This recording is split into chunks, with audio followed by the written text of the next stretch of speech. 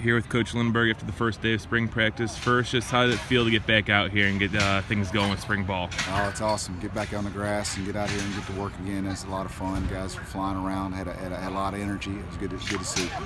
When you look back on last season from the tight end group, you had two veterans that were kind of your workhorses in Chapman and Frudenthal. What did you see out of them specifically last year as the season wore on?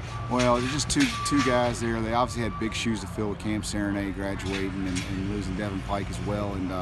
But Jack and Brandon Chapman both did a nice job filling in. They're both, the thing that kind of evolved as the season went on, they're both very dependable, hard-working, tough, and they do things the right way. And I think they're only going to get better. I think as the season wore on, they both got better and made some big plays when needed them, but also did a real good job in the blocking and catching the balls that were coming to them. So we're excited about what those guys can do going forward.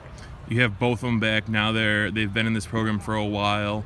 What do you expect out of them from a leadership standpoint to kind of lead this tight end group and lead this offense? It lost a few key weapons. Right. I mean, those guys, first of all, they do a really good job within the group. They really do a good job leading and getting guys up early to go through the scripts and to watch film, and they do a great job. Jack and Chap both do.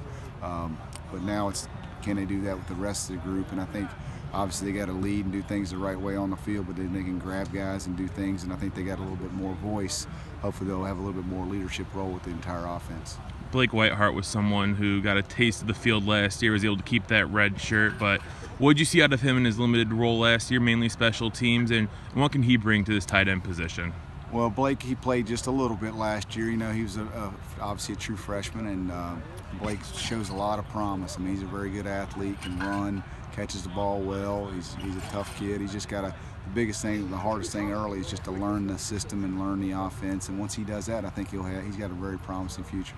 Alec Rowan and Connor Hebler moving over to the tight end spot, adding some depth to the position.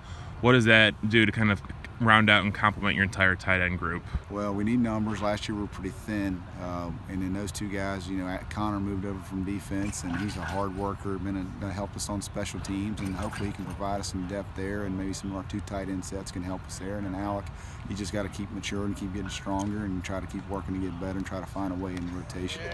As a group, as an offense, what are you looking most for out of these spring ball practices? Chance to develop some depth, chance to get the guys some rest. What's important to you with these tight ends as we get spring ball rolling? Well, first off, the guys that have been around and just continue to getting better, okay, at all the little things that make it, you're going against great people in this league. You got to find the little differences that make you better, and then like you said, building the depth and trying to find a third tight end is key, and trying to find a couple other guys that can fill a role for us maybe later in the game or as the season wears on, maybe a little bit more. You had lost a few key wide receivers, a few key running backs, some real talented position players this past year. How much will this tight end group be relied upon this year in the offense, and how much do those guys relish that opportunity? Well, obviously we're always going to do it within the confines of the offense, and we got some good receivers stepping up, so we'll have some other weapons coming through there. But whenever we get the chance, we're looking forward to it, and you got to take advantage of the opportunities, and hopefully you get a lot of them. But when the opportunity presents itself, you got to be ready to go.